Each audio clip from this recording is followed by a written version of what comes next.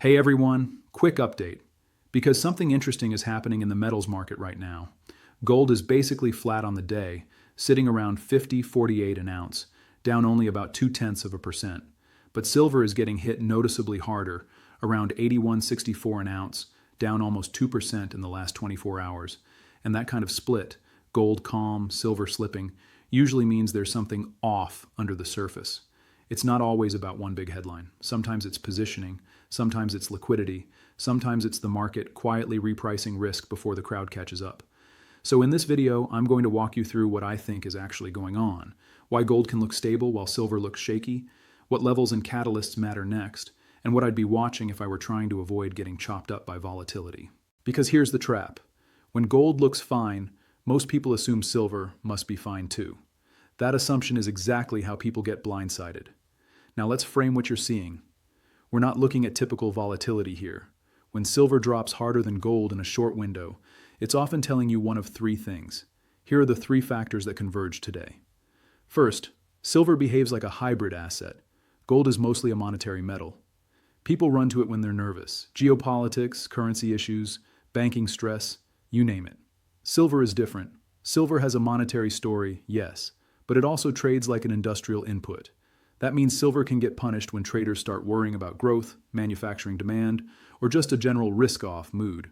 Silver can act like a precious metal in a panic, and like a cyclical commodity when people want to de-risk. So it's not unusual to see a day where gold holds steady and silver starts bleeding. It's not always manipulation.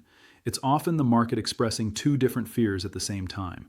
Fear of currency instability, bullish for gold, fear of slowing growth, bearish for silver. Second, silver tends to be where the leverage lives. This is critical. Silver is a smaller market. It's more volatile. That attracts traders who want bigger percentage moves. And where you get bigger percentage moves, you tend to get more leverage, more fast money, more short-term positioning, more stops sitting just below key levels. So when something spooks traders, even slightly, silver is where they cut first because it moves faster. Silver becomes the pressure release valve. You'll often see it. Gold drifts, silver snaps. Third, when the narrative shifts, silver feels it first. Right now, the market is still digesting the idea that gold is in this kind of price discovery mode above major psychological levels.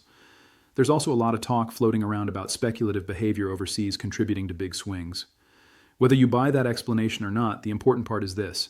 The market is admitting volatility is not under control. And when volatility is not under control, the first thing that happens is traders tighten risk. They reduce exposure. They raise cash. They stop letting positions run. And again, silver is usually the first casualty because it's harder to hold through chaos. So when you put those three together, hybrid demand profile, leverage concentration, and volatility-driven risk reduction, you get exactly what we're seeing. Gold looks stable, silver looks fragile.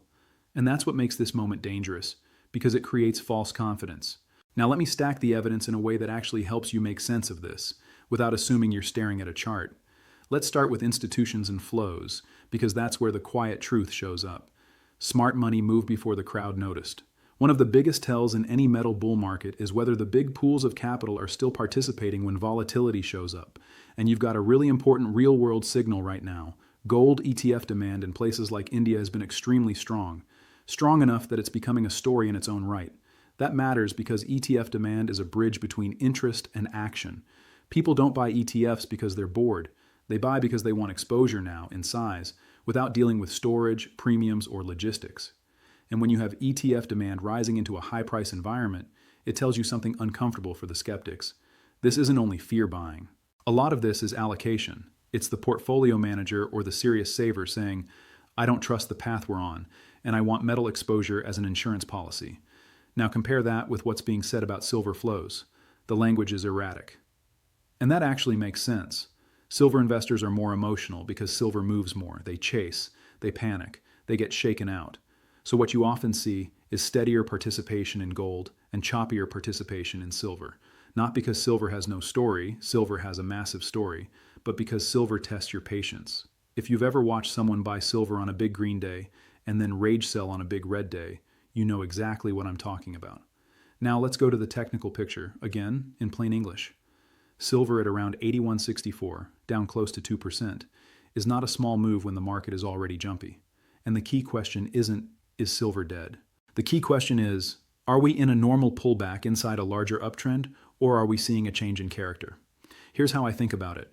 When silver fails to hold recent breakout levels, traders start treating rallies as selling opportunities instead of buying opportunities. That's the shift you never want to ignore. It doesn't mean the bull market is over. It means the market is transitioning from easy upside to choppy two-sided trade. And in that environment, the people who get hurt are the people who need to be right immediately. Because the market starts doing this thing where it moves in a way that makes both bulls and bears look stupid on alternating days. You'll get a sharp rally that screams it's back. Then you'll get a sharp dump that screams it's over. Then it'll grind sideways and drain everyone's energy. That's what a distribution of emotion looks like. Gold, on the other hand, sitting around 50.48, is behaving like a calmer asset. It's telling you, the monetary bid is still here. Even on a quiet day, gold holding above a major psychological handle can be a bigger signal than people realize, because it means dips are still getting bought. Now, fundamentals. This is where the silver story refuses to die, even when price action looks ugly. Silver's industrial demand doesn't take a day off because traders got spooked. Solar demand doesn't vanish because a hedge fund tightened risk. Electrification doesn't pause because a headline hit the tape. Silver is being pulled into long-term industrial use cases, meaning it gets consumed, not just hoarded. And that's a huge difference from a purely financial asset. If you buy a financial asset and it drops, you can hold it forever and hope it comes back.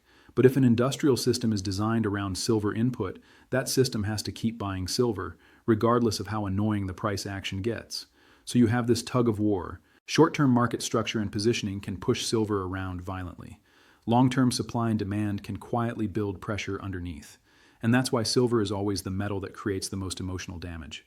Because the fundamentals can be bullish while your position gets wrecked in the short term. Now here's the part that I think matters most right now. The market is sending a message. Gold is acting like insurance. Silver is acting like a stress test. And in a stress test, the weak hands get shaken out first. Which brings me to a historical parallel, because we have seen this exact pattern before. History is repeating itself. Think back to other periods where gold held up, but silver got whipped around, especially around major volatility regimes. Silver tends to overshoot in both directions. When things get euphoric, silver runs harder than gold. But when the market gets scared, silver also falls harder than gold.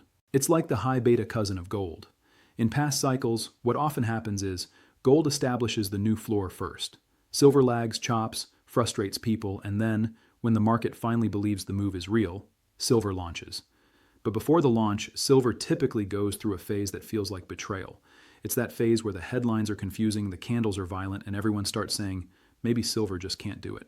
That's usually when the longer-term positioning quietly improves, because the people who can't handle volatility exit, and the people with patience step in.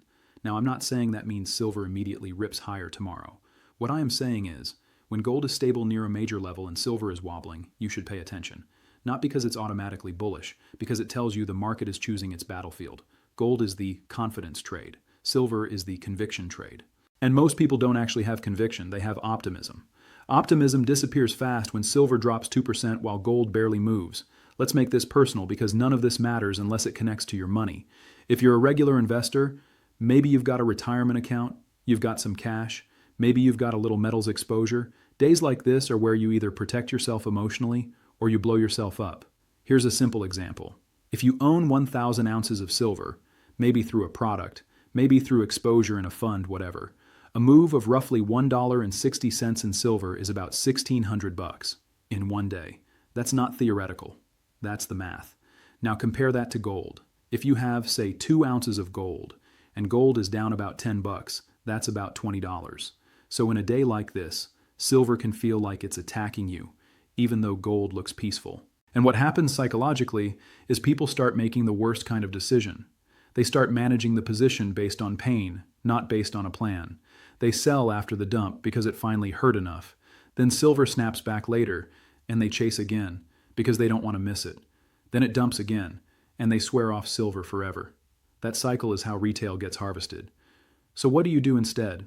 You stop treating silver like a savings account and start treating it like what it is, a volatile asset that can reward you, but only if you respect the volatility. That means position sizing that lets you sleep at night. That means not buying because you're excited, and not selling because you're scared. And it means watching the real tells, levels, flows, and narratives, rather than falling for the emotional whiplash. Because the truth is, the window is always open for disciplined people, and always closing for emotional people. Not because anyone is hiding something from you, but because volatility punishes the unprepared. Look, the question isn't whether markets stay volatile. The math is clear. When you have major macro narratives swirling, whether it's central bank credibility, geopolitical pressure, or cross-border speculation dynamics, metals don't trade like sleepy commodities anymore. They trade like a referendum. Right now, gold is around 50.48, and that big psychological line is still doing its job. Silver is around 81.64, and the market is basically daring you to overreact. The next week will be about whether silver stabilizes and reclaims confidence, or whether this turns into a deeper flush that forces more weak hands out. I'm going to keep tracking this in real time, and I'll keep translating it into plain English so you can make better decisions and avoid the emotional traps. This is educational content, not financial advice. Do your own research.